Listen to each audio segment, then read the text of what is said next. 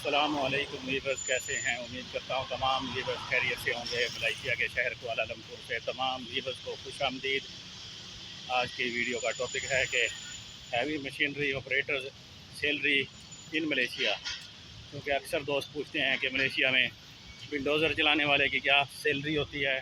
आइए इस मौजू पर तफसील से बात करते हैं कि अक्सर दोस्तों के पास एक्सपीरियंस होता है जो कि दुबई में, सऊदीया में या किसी और अरेबियन कंट्री में या पाकिस्तान में ही वो हैवी मशीनरी वगैरह, एक्सीवेटर वगैरह या बिल्डोज़र वगैरह चलाते हैं, या काफ़ी यानी कि दुबई सऊदीया में टावर क्रेन वगैरह चलाते हैं। उनके पास लाइसेंस होता है, कई कई सालों का तजर्बा होता है, जिसकी बेस पे वो पूछते होते हैं कि मलेशिया में सैलरी कितनी है, क्या मलेशिया में हम ये काम कर सकते हैं।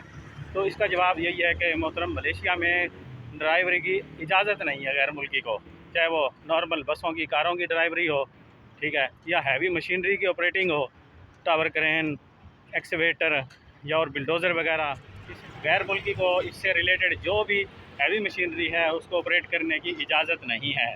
चाहे आपके पास जितना मर्ज़ी एक्सपीरियंस हो, जितना मर्ज़ी आपके पास पुराना लाइसेंस हो, तो आपको बिल्कुल भी जब इजाज़त नहीं है तो आपका वो एक्सपीरियंस या आपका लाइसेंस यहाँ बिल्कुल भी नहीं चलेगा। हाँ, मुमकिन है मुस्तकबिल में ऐसी कोई नई कोई पॉलिसी आ जाए, फॉरेनर को इजाज़त मिल जाए, तो फिर उसके बाद आपका एक्सपीरियंस भी काम आएगा, आपका लाइसेंस, और उसकी भी एक वैल्यू होगी। लिहाजा इस वक्त तक मलेशिया में इजाज़त नहीं है फॉरेनर को ड्राइवरी की। और ये सैलरी वगैरह की जो बात है, हमारे साथ एक्सीवेटर वाला एक काम करता था, उससे मैंने पूछा कि यहाँ कितनी सैलरी होती है हैवी मशीनरी ऑपरेटर की, और आपकी क्या दिहाड़ी है या सैलरी है। तो उसने यही बताया कि मेरी तो 170 रिंगट दिहाड़ी है और नॉर्मली 4500 से लेकर 6000 तक की सैलरी होती है, यानी 150 रुपये दिहाड़ी के हिसाब से यानी कि उनको रखा जाता है। या किसी की फ़िक्स सैलरी होती है, मिसाल के तौर पे 5000 रुपये, ठीक है, या कोई बेनिफिट्स वगैरह, या किसी की फ़िक्स छुट्टियाँ होती हैं, आपको महीने में 2 छुट्टी मिलेंगी, या किसी की दिहाड़ी का हिसाब होता है कि यानी कि दिहाड़ी के अलावा घंटे के हिसाब से भी उनको रखते हैं। तो ये सिस्टम है, ये डिपेंड करता है आपकी कंपनी कोई बड़ी कंपनी है या आप दिहाड़ी के हिसाब से वैसे आप काम कर रहे हैं किसी के साथ, तो ये आपकी परफॉर्मेंस पे या आपकी कंपनी पे डिपेंड करता है, ठीक है।